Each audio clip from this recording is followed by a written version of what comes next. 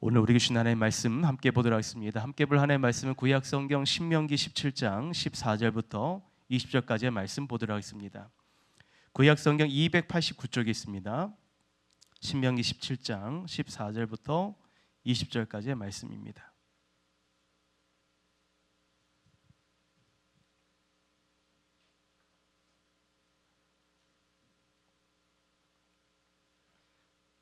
다 찾으셨으면 저와 여러분이 한 절씩 하나님의 말씀 교독하도록 하겠습니다. 14절입니다. 내가 내 하나님 여호와께서 내게 주시는 땅에 이르러 그 땅을 차지하고 거주할 때에 만일 우리도 우리 주위의 모든 민족들과 같이 우리 위에 왕을 세워야겠다는 생각이 나거든 반드시 내 하나님 여호와께서 택하신 자를 내 위에 왕으로 세울 것이며 내 위에 왕을 세우려면 내 형제 중에서 한 사람을 할 것이요 내 형제가 아닌 타국인을 내 위에 세우지 말 것이며 그는 병마를 많이 두지 말 것이요 병마를 많이 얻으려고 그 백성을 애굽으로 돌아가게 하지 말 것이니 이는 여호와께서 너에게 이르시기를 너희가 이후에는 그 길로 다시 돌아가지 말 것이라 하였음이며 그에게 아내를 많이 두어 그의 마음이 미혹되게 하지 말 것이며 자기를 위하여 은금을 많이 쌓지 말 것이니라. 그가 왕위에 오르거든 이 율법서의 등사본을 레위 사람 제사장 앞에 책에 기록하며 평생에 자기 앞에 두고 읽어 그의 하나님 여호와 경외하기를 배우며 이 율법의 모든 말과 이 규례를 지켜 행할 것이라. 함께 있습니다.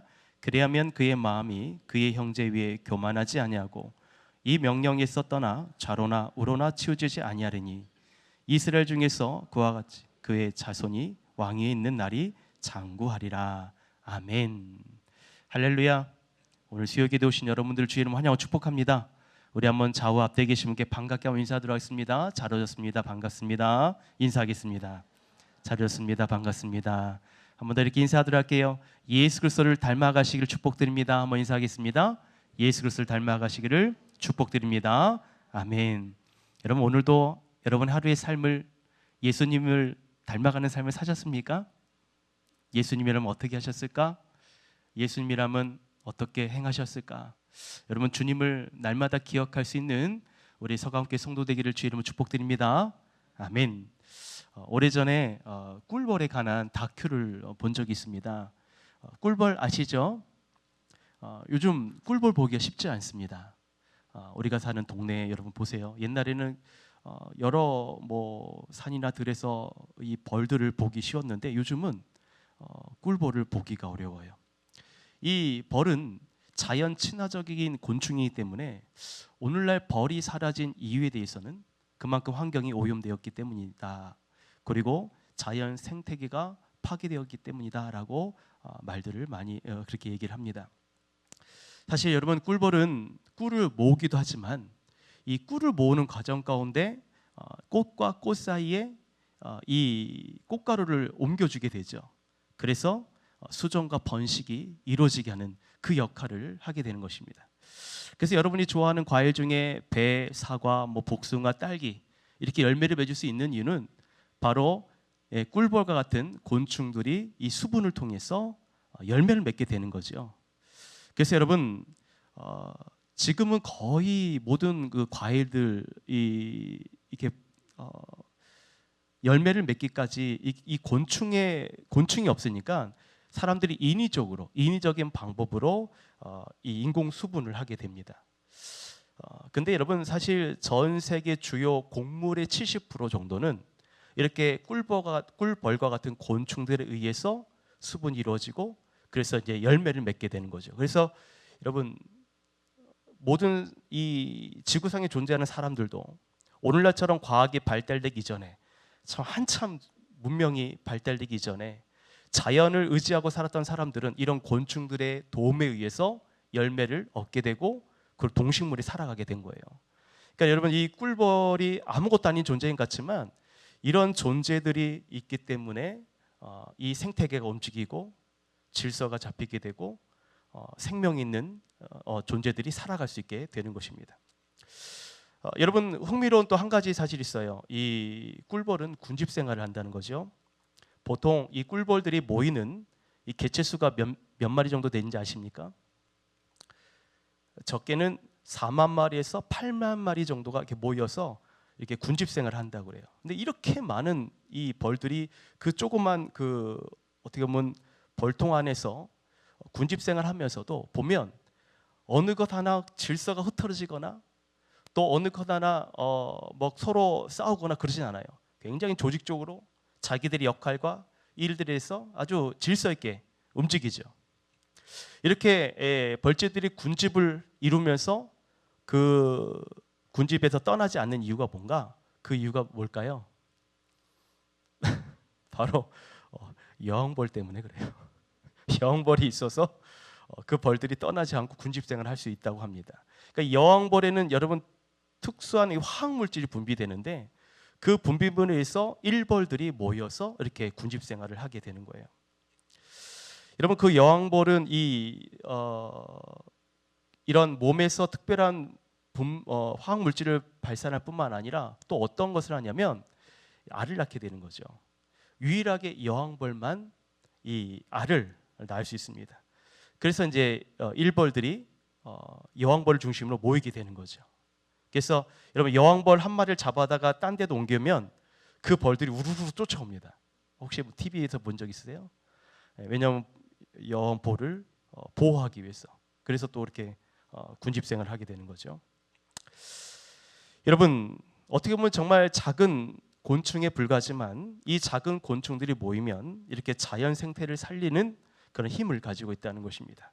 여러분 이런 것을 보면요, 이런 작은 곤충에도 그 역할을 부여하신 그 하나님의 창조의 질서가 보이지 않습니까? 하나님께서 이러한 작은 곤충에도 이 자연을 섬기고 다스릴 수 있는 그런 역할들을, 인물들을 부여해 주신 하나님의 그 놀라운 창조의 질서를 보게 되는 것이죠. 오늘 말씀에도 하나님께서 이 땅에 사는 사람들에게 하나님의 창조의 질서 한 가지를 보여줍니다. 그것은 뭐냐면 왕을 세우는 것에 대한 하나님의 질서를 말씀하고 있어요. 오늘 14절 말씀에 같이 한번 읽어볼까요? 시작. 내가 내 하나님 여호와께서 내게 주시는 땅에 이르러 그 땅을 차지하고 거주할 때에 만일 우리도 우리 주위의 모든 민족들과 같이 우리 위에 왕을 세워야겠다는 생각이 나거든. 자, 여러분 이 말씀을 문맥을 잘 보면 지금 이스라엘 백성들에게 왕이 있어요, 없어요? 왕이 없다는 걸 알 수 있습니다. 여러분 지금까지 이스라엘 백성들에게 왕이 없었습니다. 이들이 애굽에서 종살이 했을 때 왕은 있었죠. 근데 그 왕은 이스라엘 백성의 왕이 아니라 애굽의 왕이었죠. 또 이스라엘 백성이 출애굽했을 때 장정만 600만 명이 광야 생활했을 때도 그들에게 왕이 있었어요, 없었어요? 없었죠. 이스라엘 백성을 이끌어갈 지도자, 선지자인 모세가 있었죠. 모세는 왕이 아닙니다. 근데 여러분 이들이 약속했던 하나님께 약속하신 가나안 땅에 들어가게 되면 그때부터 이야기가 달라진다는 거예요. 더 이상 유목 생활을 하지 않고 이제 이들은 정착하며 한 곳에 거주하며 살아야 했기 때문에 삶의 환경이 바뀌어지게 되는 거죠. 여러분 삶의 환경이 바뀌어지게 된다는 것은 어떻게 바뀐 환경에 정착하느냐가 중요한 과제입니다. 이미 이제 주변의 나라들, 오늘 14절에 보시면 주변의 나라들은 누가 있습니까? 왕이 있었어요. 그러니까 유목 생활하지 않는 이 민족들에게 필요한 것은 정착할 수 있도록 그 나라를 하나님께서 주신 나라를 이끌어감에 있어서 이 나라를 통치할 왕이 필요했던 것이죠. 여러분 그래서 왕을 세우는 기준에 대해서 오늘 모세를 통해 하나님께서 말씀하십니다. 먼저 왕의 자격에 대해서 오늘 15절에 보시면 하나님께서 택하신 자라고 말씀하고 있어요. 따라합시다. 하나님께서 택하신 사람. 여러분 기준은 하나님께서 택하신 사람을 말씀하고 있습니다. 오늘 말씀 보시면 내 형제 중에 한 사람, 이 말은 뭐냐면 이스라엘 백성 중에 한 사람을 말하고 있는 것입니다. 하나님의 택함 받는 백성들 중에 하나님이 택하신 사람을 왕으로 세우라는 것이죠. 여러분 왕을 세울 때에 하나님께서 택하신 자를 세우라고 말씀하신 이유는 여러분 무엇을 의미하는 걸까요?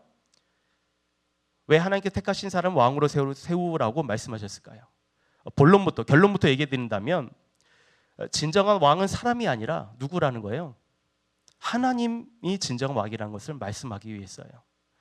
하나님께서 택하신 사람은 결국 하나님의 뜻을 따르는 사람이어야 되는 거죠. 그러니까는 진정한 왕은 사람이 아니라 하나님 되심을 말씀을 하는 겁니다. 오늘 마지막 20절에 보시면 이렇게 말하고 있어요. 20절에 교만하지 아니함으로 그리고 하나님의 말씀을 떠나지 아니함으로 그 나라가 장구할 수 있기 때문에, 그러니까 하나님 말씀에 교만하지 아니함으로 철저하게 하나님께 순종하는 사람이 왕이 되어야 그 나라가 장구한다. 결국 하나님의 다스림을 받는 나라가 중요하다는 것을 말씀하고 있는 것입니다. 자, 보십시오 여러분. 하나님께서 이스라엘 백성들 중에 첫 번째 세운 왕이 누굽니까? 사울이죠. 사울이 하나님께 첫 번째로 택함 받은 왕이었지만 여러분 결국 그가 하나님 앞에 어떤 문제가 생기게 되겠죠? 교만함으로 하나님의 말씀을 어기게 됩니다. 아말렉과의 전투에서 하나님께서 모든 것을 다 진멸하라고 말씀하셨는데 사울은 어떻게 해요? 내가 보기에 좋은 것들 남겨두고 다 진멸하지 아니었어요. 하나님의 말씀을 따르지 않았단 말이죠. 그것 때문에 하나님은 사울을 왕으로 세운 것에 대해서 후회를 하시게 됩니다. 그리고 나중에 사무엘 선지자를 통해서 어찌하여 왕은 여호와의 목소리를 청종하지 아니하셨습니까? 왜 하나님의 말씀을 듣지 않았습니까? 왜 그의 말씀에 순종하지 않았습니까? 라고 얘기합니다. 즉 하나님의 말씀을 따르지 않는 자, 다시 말해 순종하지 않는 왕은 어떻게 돼요? 영구하게 그 왕으로 쓰임받지 못하게 되죠. 여러분 반면에 다윗은 어떻습니까? 다윗은 하나님 마음에 합한 왕이었고 또 그 다윗의 진가는 골리앗과의 전투에서 나타나게 됩니다.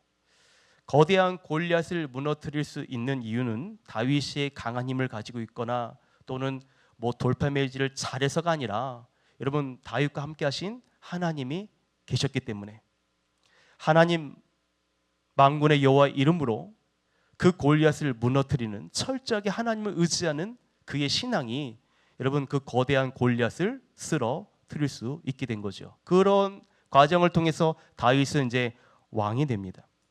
역사상 이스라엘 왕 중 가장 위대한 왕이 다윗이죠. 물론 다윗도 실수가 있었습니다.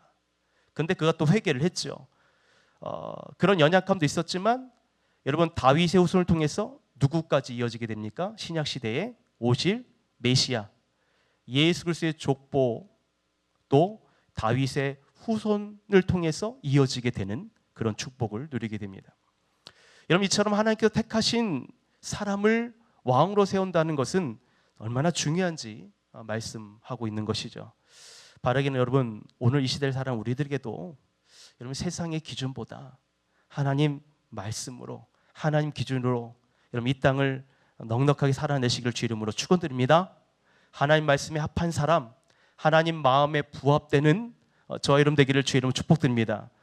그래서 하나님 말씀을 늘 청종하는 삶, 귀를 기울이는 삶, 하나님 말씀을 듣고 어떻게 하면 주님처럼 살아갈 수 있을까? 이 삶이 우리 가운데 부단히 있어야 된다는 것이죠. 여러분 오늘 말씀에 하나님께서 이 왕으로 세워야 되는 왕의 기준에 대해서 세 가지로 말씀하고 있는데 요거 같이 한번 살펴본 후에 이따가 같이 한번 기도한 시간 갖도록 하겠습니다. 오늘 본문 16절부터 17절까지의 말씀을 보면 왕으로서 우리가 주의해야 될 것, 그것을 세 가지로 얘기하십니다. 첫 번째는 뭐냐면 병마를 많이 두지 마라 라고 말씀하십니다. 우리 16절 말씀인데요, 같이 한번 읽어볼까요? 시작. 그는 병마를 많이 두지 말 것이요 병마를 많이 얻으려고 그 백성을 애굽으로 돌아가게 하지 말 것이니 이는 여호와께서 너에게 이르시기를 너희가 그 후에는 그 길로 다시 돌아가지 말 것이라 하였음이며. 여러분 하나님께서 병마를 많이 두지 말라라고 말씀하신 이유는 뭐 때문일까요? 네, 병마를 얻기 위해서 애굽으로 돌아가기 때문이라고 말씀하고 있어요. 여러분 애굽은 어떤 곳입니까? 그렇죠. 애굽은 철저하게 이방신을 믿는 나라입니다. 병마도 많이 있는 나라이기도 하지만 그 나라에 가면 여러분 이방 신상에 빠져 돌아오지 못하게 된다는 것이요. 하나님 믿지 않는 나라, 하나님보다 자신의 힘을 더 의지하는 나라가 애굽이라는 거예요. 여러분 아시는 것처럼 이스라엘 백성들이 출애굽할 때 10가지 재앙을 받았잖아요. 10가지 어마어마한 재앙을 받았는데 여러분 그 재앙을 받을 때 그들이 막 흔들렸다가 다시 시간이 지나면 이스라엘 백성들을 놓아주지 않잖아요. 그렇게 10가지 재앙 받고 마지막 장자의 그 죽음이라는 재앙 앞에서 그들이 두 손 들게 됩니다. 그리고 결국 이스라엘 백성들을 풀어주시오. 그래서 이스라엘 백성들이 탈출을 했습니다. 근데 보십시오. 또 얼마 시간이 지나서 이 애굽의 그 왕이 바로 왕이 다시 마음이 강팍해지면서 이스라엘 백성들을 잡아오도록 하죠. 여러분 이 애굽이라는 나라는 강력한 힘을 가지고 있는 나라예요. 강력한 군사력을 가지고 있는 나라입니다. 여러분 군사력이 강하다는 것은 어떤 차원에서 본다면 그 백성으로서는 안전을 누리고 또 두려움 없이 살 수 있는 나라의 안전과 개개인 국민들의 보호를 해주는 차원에서는 좋습니다만, 그러나 어떤 이 강한 나라를 만들겠다는 마음은 사실 애굽만 그런 게 아니에요. 모든 나라가 강한 나라가 되길 원하죠. 여러분 만약에 모든 나라가 오늘 말씀처럼 정말 병마를 많이 두는 그런 강력한 나라가 되기를 원해서 다 핵무기를 보유한 나라가 됐다고 해봅시다. 여러분 핵무기만큼 확실한 것도 없지요. 그거 있으면 누가 누구를 건들겠어요? 아무도 건들 수 없을 겁니다. 근데 이런 이유로 저마다 다 핵무기를 보유하게 된다면 여러분 어떤 일이 생기겠습니까? 내 나라 지키겠다고 내 핵무기로 상대편 나라를 위협하고 또 겨냥을 한다면 누가 누구를 믿고 같이 협력을 하고 공생을 할 수 있겠습니까? 여러분 그냥 나라 하나만 그냥 버젓이 안전하다고 해서 그 나라가 살 수 있을까요? 오늘 이 시대는요 그냥 자족하는 나라로 살 수 있는 나라는 없어요. 다 서로 도와주지 않고 서로 보탬이 되지 않으면 살아남을 수 없습니다. 그렇기 때문에 우리나라 안보만 중요하다고 해서 저마다 핵무기로 서로 위협한다면 서로 신뢰할 수 없고 믿을 수 없기 때문에 서로 의심하고 불신만 하기 때문에 잘못하면 이제 핵전쟁이 일어나게 되죠. 여러분 핵전쟁이 일어나게 되면 나라가 어떻게 될까요? 다 멸망당하겠죠. 때문에 여러분 아무리 병마를 많이 두어도 강한 힘과 권력을 가지고 있어도 여러분 그것이 그 나라와 그 왕을 지켜주지 못합니다. 그렇게 최고의 군사를 소유한 애굽도요 보십시오. 이스라엘 백성을 쫓아왔다가 결국 홍해 앞에서 어떻게 됩니까?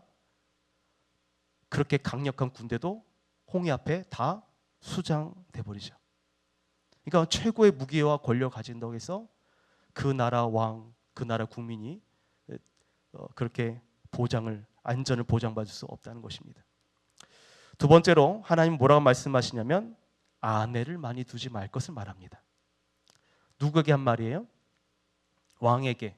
오늘 17절 초반절에 이렇게 말씀하고 있어요. 같이 한번 초반절만 읽어보도록 하겠습니다. 시작. 그에게 아내를 많이 두어 그의 마음이 미혹되게 하지 말 것이며. 여기까지. 여러분 왜 아내를 많이 두지 말라? 그 이유가 뭡니까? 그렇지요. 왕의 마음이 미혹되기 때문이다 라고 말하고 있습니다. 왕의 마음이 이 많은 아내로 인해서 미혹을 받게 된다면 여러분 그 나라의 여러 가지 일들을 소홀히 할 수밖에 없겠죠. 여러분 우리가 잘 알고 있는 솔로몬이 그렇습니다. 그는 지혜로운 왕입니다.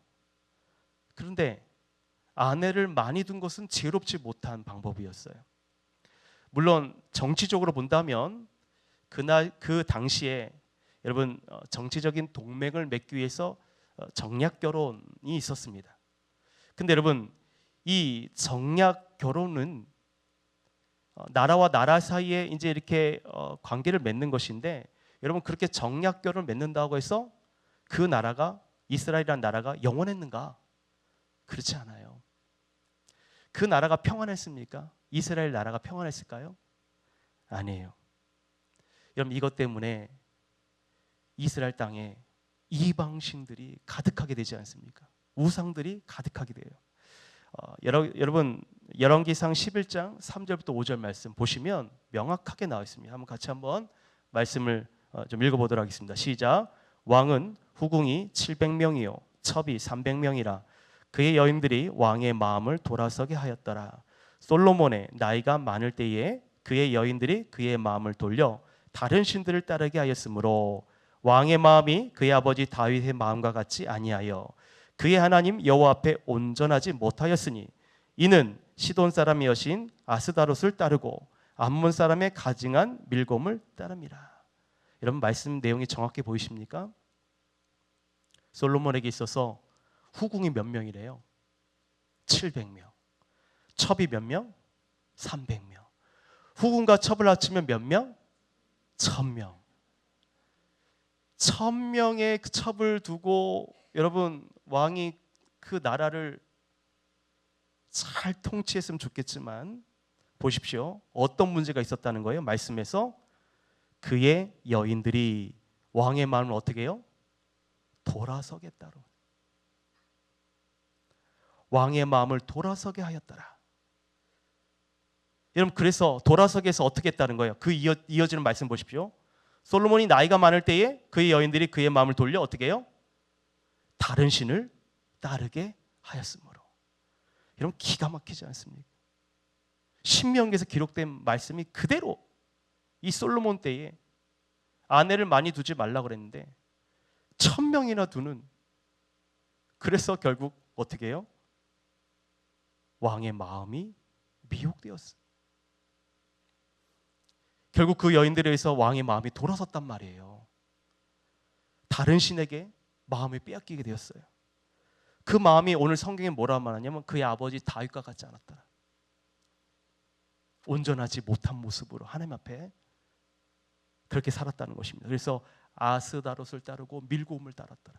아니 하나님을 철저하게 따라야 될 왕이 그렇게 안 할 것 같지만 결국 마음이 돌아서게 되니 이방 신상을 따르는 그런 왕으로 전락돼 버렸어요. 여러분 얼마나 안타까운 모습입니까? 결국 솔로몬 이후로 어떤 결과가 나타나냐면 이스라엘이요 남과 북으로 완전히 찢어졌어요. 솔로몬 이후로. 왜요? 왕의 마음이 돌아섰기 때문에. 여인들에 의해서 마음이 돌아서고 이방 신상을 따르고 허용하고 그렇게 해서 그 나라가 찢어졌어요. 여러분 나라를 지키기 위해서 세상적인 정략 결혼 중요해 보이죠? 세상적인 정략 결혼 그것으로 아내를 많이 두었지만 오히려 마음의 미혹을 받아서 이렇게 나라가 갈라지게 되었습니다. 여러분 우리에게도 이러한 말씀을 통해서 우리를 유혹하고 있는 것들에 대해서 여러분 단호하게 이거에 대한 분별력이 필요합니다. 우리의 마음을 돌아서게 만드는 것이 오늘날 이런 많은 후궁들이 아니어도 우리의 마음을 돌아서게 만드는 우리 주변에 가까운 누군가를 통해서도 우리의 마음이 이처럼 빼앗길 수 있어요. 그러니까 우리도 깨어 있어야 되는 거죠. 세 번째 보십시오. 하나님께서 왕에게 무엇을 얘기하셨는가? 세 번째로 은금을 많이 쌓아두지 말라라고 말씀하십니다. 우리 아까 전 17절 그 중반 이후에 같이 한번 읽어봅시다. 시작. 자기를 위하여 은금을 많이 쌓지 말 것이니라. 여러분 은금을 많이 모으는 것 이건 잘한 겁니까? 잘못한 겁니까? 요즘 금값이 많이 올랐는데 은금을 많이 두는 거 잘한 거 잘못한 거예요? 잘했다 말할 수 없고 잘못했다 말할 수도 없고. 근데 여러분 분명한 것은 그것을 많이 쌓아두는 목적이 무엇인가가 중요한 것 같아요. 오늘 말씀해 보시면 오늘 본문에 보시면 누구를 위하여 은금을 많이 쌓아두지 말라고 말씀하셨습니까? 자기를 위해서요. 자기를 위해서. 여러분 신명기 8장 13절 14절 보시면 좀 이해가 되실 것 같아요. 같이 한번 좀 자막을 띄워주시고 읽어봅시다. 시작. 또 내 소와 양이 번성하여 내 은금이 증식되며 내 소유가 다 풍부하게 될 때에 내 마음이 교만하여 내 하나님 여호와를 잊어버릴까 염려하노라. 여러분 이스라엘 백성들에게 은금이 풍부해졌어요. 그때 무엇을 말씀하시냐면 내 마음이 교만하여 그 교만함이 무엇으로 이어지게 됩니까? 하나님 여호와를 잊어버린다는 거죠. 잊어버릴까 염려된다 말씀하십니다. 그러니까 은금을 나를 위해 쌓아둔다는 것은 좋은 것 같기도 하고 정말 이렇게 많이 쌓이니까 좀 안심된다라는 그 차원에서는 좀 위로가 될 수 있을지 몰라도 결국 나를 위해 쌓아둔 은금은 하나님으로부터 멀어지게 만드는, 교만하게 만드는, 여호와를 잊어버리게 되는 그런 유혹으로 빠질 수 있다는 것입니다. 근데 어떤 분은 이렇게도 생각할 수 있어요. 목사님, 나는 절대로 그런 일 없을 겁니다. 나를 위해서 은금 쌓는 일은 없을 겁니다. 하나님 나에게 은금만 주십시오. 그러면 어려운 사람들에서 돕겠습니다. 여러분, 이처럼 자신을 위해서 은금 쌓지 않고 정말 좋은 일에만, 어려운 이웃들을 돕는 일에만 사용하면 더없이 좋죠. 근데 여러분, 마태복음 6장에 보시면 이런 말씀이 있어요. 오직 너의 보물을 이 땅에 쌓아두지 말고 하늘에 쌓아두라고 말씀하시거든요. 예수님께서. 왜 그런가? 하늘에 쌓아두지 않으면, 다시 말해 이 땅에 쌓아둔 보물은 그곳에 좀과 등록이 생기고 도적이 구멍을 뚫고 도둑질하기 때문이다 라고 말씀합니다. 즉 사람이 자신의 보물로 인해서 시험 들 일이 많이 있다는 거예요. 혹여나 나는 시험 들지 나한테 이런 축복을 주시면 좋은 일을 하겠습니다 라고 얘기를 하더라도 그것 때문에 내가 시험 들 일도 있다는 것이죠. 그래서 예수님께서 이렇게 말씀하십니다. 한 사람이 두 주인을 섬기지 못한다. 왜냐하면 하나님과 재물을 겸하여 섬길 수 없기 때문에 라고 말씀하신 거죠. 하나님을 사랑하는 마음이 가득하고 있으면 이 재물 때문에 걸림돌이 되고, 또 재물을 사랑하게 되면 또 뭐가 걸려요? 하나님을 사랑하는 마음에 관련된 일들이 또 걸리는 거예요. 그래서 두 주인을 섬길 수 없다라고 말씀하십니다. 그러면서 말씀하신 것이 너희는 먼저 그의 나라와 그의 의를 구하라. 그리하면 이 모든 것을 너에게 더하시리라. 제일 우선순위는 뭘 말씀하신 거예요? 먼저 그의 나라와 그의 의를 구하라. 무엇을 입을까? 무엇을 마실까? 무엇을 입을까? 걱정하지 말라는 것은 먼저 하나님의 나라를 구하면 이 모든 것을 다 공급해 주신다는 거죠. 이런 부자 청년 아시죠? 부자 청년이 어릴 적부터 율법을 다 지켰다고 예수님께 말씀드려요. 그러자 예수님께서 아직 한 가지 부족한 게 있다라고 말씀하십니다. 그게 뭐냐? 내게 있는 것을 다 팔아서 가난한 자들에게 나눠주고 그리고 너는 나를 따르라라고 예수님께서 말씀하셔요. 한 가지 부족한 거, 가지고 있는 소유물을 다 가난한 자들에게 주고 너는 나를 따르라. 그때 그 청년이 어떻게 합니까? 말씀해 보면 그 사람이 큰 부자이므로라고 말씀하세요. 큰 부자이므로 크게 주를 섬겨야 되는데 이 말씀을 듣고 심히 근심하더라. 여러분, 이 말의 의미는 뭡니까? 돈이 많이 있어서 예수님 말씀처럼 이것을 가난한 자에게 주는 것에 대해서 어찌할 수 없는 그것이 근심이 된 거예요. 오히려 그것 때문에. 여러분, 그래서 예수님께서 그 청년 보시고 뭐라고 이어지는 말씀에 뭐라고 얘기하시냐면 재물이 있는 자는 하나님 나라에 들어가기가 얼마나 어려운지. 낙타가요, 여러분, 바늘귀로 들어가는 게 쉬워요, 어려워요? 말도 안 되는 거잖아요. 근데 그게 부자가 하나님 나라에 가는 것보다 더 쉽다라고 말씀하십니다.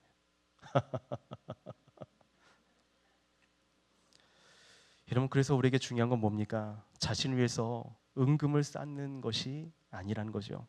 우리도 마찬가지예요. 우리에게 중요한 것은 나 자신을 위해서 은금을 쌓는 일이 아닙니다. 또 군말을 나를 위해 많이 두는 것도 아닙니다. 또 나를 위해 아내를 많이 두는 것도 옳지 않습니다. 무엇이 중요한가요? 우리의 진정한 왕이신 하나님을 사랑하는 마음으로 가득 차야 되는 거죠. 세상의 재물로 가득 차고 또 세상에 나를 위한 어떤 권력으로 가득 차고 세상에 어떤 나를 위한 힘으로 가득 찬 것이 중요한 것이 아니라 오늘 하나님의 말씀을 내게 체험받는 삶으로 살아가는 것이 중요하다는 것을 말씀하고 있어요. 이렇게 말하는 이유는 뭐냐면 오늘 18절에 결국 하나님께서 뭘 말씀하시냐면 하나님의 율법서를 어떻게 말하고 있어요? 등사본하여 기록하라고 말씀하고 있어요. 하나님 말씀을 가까이 두라는 거죠. 평생에 자기 곁에 두어서 여호와를 경외하기 힘쓰고 말씀을 듣기를 힘쓰고 규례를 지켜 행하는 삶에 대해서 살라고 말씀하십니다. 그러니까 뭐냐면 결국 하나님께서 하나님에 의해서 세움받은 왕이랄지라도 그것이 결국 우리가 섬겨야 할 대상은 사람이 아니라 하나님이라고 말씀드렸잖아요. 그 이유는 하나님의 이 다스림이 우리에게 있어서 하나님의 다스림을 받는 삶으로 살아야 진정한 하나님이 왕으로서의 그 역할을 그 사역을 할 수 있도록 우리가 도울 수 있기 때문에 그렇다는 거죠. 그러니까 우리는 하나님 앞에 정말 하나님의 백성으로서 하나님이 기뻐하시는 것이 무엇인가를 왕 되신 하나님을 통하여 그 하나님을 기억하고 또 그래서 말씀을 계속 공급받아야 되는 삶을 살아야 된다는 것입니다. 우리를 위한 체험받기 위한 삶이 아니라 우리 육신의 가람을 체험받기 위한 삶이 아니라 하나님을 위해서 우리에게 필요한 것을 공급해 주신 그 하나님을 위해서 우리는 하나님의 말씀으로 체험받는 삶을 살아야 된다는 것입니다. 그래서 오늘 말씀에도 하나님의 말씀을 가까이 두라. 옆에 두고 평생에 그 말씀을 두고 읽고 경외를 배우고 지켜 행할 것을 말씀하고 있는 것입니다. 여러분 우리가 그렇게 살아야 될 줄 믿습니다. 오늘날 우리 이 시대 사람들 보면 사람들이 많이 외로워하고 공허하고 이 나라는 점점 미궁 속에 빠져드는 것 같아요. 백성들은 사람의 말들에 의해서 현혹되어서 하나가 되지 못하고 지금 분열되고 있습니다. 최근에 며칠 전에 가슴 아픈 사고가 있었죠. 수원에 있는 일가족이 모두 다 사망한 사건이 있었습니다. 경찰 조사에 따르면 그 가정의 가장인 아버지가 투자금과 빚 때문에 그 빚을 회수하지 못해서 자신의 처지를 비관하다가 그런 일을 벌였다고 그래요. 여러분 이와 같은 일들이 지금 이 사건 하나만 있는 것이 아니라 사실 들춰보면 많이 일어나고 있어요. 2024년 10월 조선일보에 보면 OECD 국가 중 자살률 1위는 대한민국입니다. 심각한 거죠. 이런 왜 이렇게 가슴 아픈 일들이 이 땅 가운데 일어나고 있는 걸까요? 사람들의 마음이 공허하기 때문에 내면에 무엇으로 가득 차 있어야 되는데 그 공허함을 자꾸만 세상 속에서 체험받고 달램을 받고 세상 속에서 이것들을 계속해서 공급받고자 하는 삶을 살아가고 있는 그런 악행을 계속 반복하고 있기 때문인 거죠. 근데 여러분 그렇게 세상에서 주는 유익도 있어요. 즐거움도 있겠죠. 근데 그 즐거움이 내게 오래 남아있는가? 그렇지 않아요. 영원하지 못한 거죠. 그때뿐인 거죠. 그래서 사람들은 이전보다 더 심각한 공허함에 시달리고 있어요. 사람들이 그래서 어떻게 합니까? 요즘 보면요 중독되어 있는 현상들이 많이 나타나게 되죠. TV에 중독되고 홈쇼핑에 중독되고 인터넷에 중독되고 SNS에 중독되고 쇼츠 프로그램에 중독되고 도박과 마약에 중독되고 폭식을 하게 되고 먹는 것에 중독되잖아요. 폭력적인 언행과 폭력적인 행동을 일삼는 일에 중독됩니다. 여러분 이로 인해서 그 후유증은 이루 말할 수 없습니다. 오늘 이스라엘 백성들에게 중요한 것은 여러분 자신을 위한 경제적인 힘, 권력, 물질이 아니라 하나님 말씀을 갖게 하는 삶. 여러분 우리의 공허함을 무엇으로 달랠 수 있겠습니까? 하나님 말씀으로 달래야 되는 거예요. 하나님 말씀을 체험받아야 되는 것입니다. 너희가 나를 떠나서는 아무것도 할 수 없다라고 예수님께서 말씀하셨죠. 내가 그 안에 그가 내 안에 거함으로 열매를 많이 맺나니 너희가 나를 떠나서는 아무것도 할 수 없다. 그런데 이 진리의 말씀을 많은 사람들이 들으면서도 그 말씀을 그렇게 들으면서도 그렇게 살지 못하는 모습들이 있지 않습니까? 여러분, 왜 오늘 말씀에 하나님의 말씀을 평생에 자기 앞에 두고 하나님 경외하기를 배우고 그것을 지켜 행하라 라고 말씀하는 걸까요? 여러분, 하나님의 말씀을 듣는 것으로만 끝내서는 안 되기 때문에 그래요. 그 말씀을 계속 듣고 가까이 두고 평생 우리는 이 말씀으로 살아가야 되기 때문에 이 말씀을 또한 듣는 것으로 끝나는 것이 아니라 지키는 삶으로까지 살아가야 되는 거예요. 예수님께서도 말씀만 거창하게 얘기하시고 그렇게 살지 않으셨잖아요. 말씀을 듣고 그렇게 행하셨고 또 그렇게 섬기셨고 제자들의 발을 씻겨주시면서 내가 너희를 사랑한 것 같이 너희도 서로 사랑해봐라, 사랑해라. 실천적인 삶에 대해서도 말씀하시잖아요. 오늘 말씀에도 마찬가지예요. 하나님의 말씀을 듣는 것으로 끝나는 것이 아니라 그 말씀을 평생에 자기 옆에 두고 하나님 경외하기를 배우고 그것을 지켜 행하라. 사랑하는 여러분, 하나님의 말씀을 가까이 할 수 있기를 주 이름으로 축원합니다. 오늘 사실 이 본문은요, 우리가 매일 읽고 있는 성경 통독 내용 중에 오늘 성경 통독의 내용이에요. 혹시 오늘 말씀을 읽어보신 분들은 이 말씀에 대해서 기억을 하실 겁니다. 왜 이 말씀을 본문으로 택했는가? 오늘 말씀을 준비하면서 이런 생각이 들어요. 하나님의 말씀을 공급받는 삶을 어떻게든 성도들이 살아가게끔 도움을 줄 수 있을까?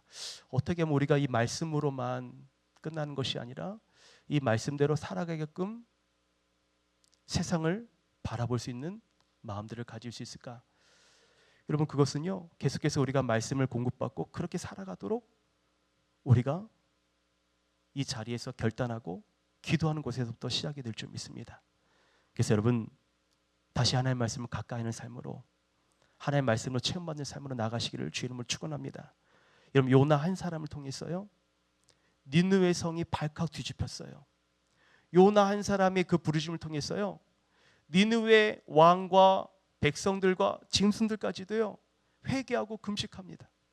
그래서 여러분, 어떤 결과가 있는지 아십니까? 하나님께서 누이된 사람의 그 사람들이 악한 길에서 돌이킨 것을 보시고, 자 보십시오. 하나님께서 보신 게 뭐예요?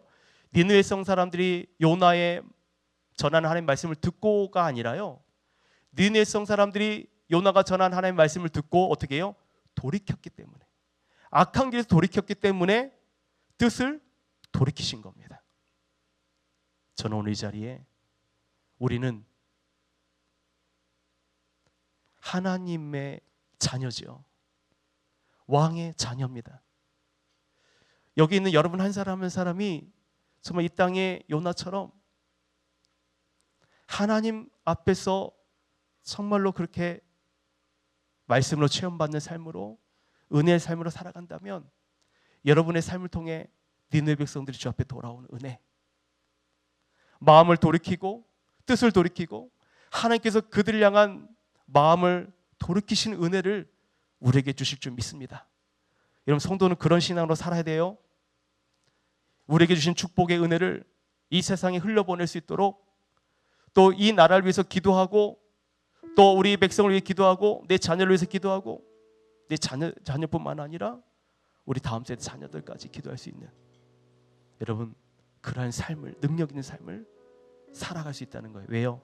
우리는 왕 되신 하나님의 자녀이기 때문에 오늘 그 은혜를 누리시기를 주 이름으로 축원합니다.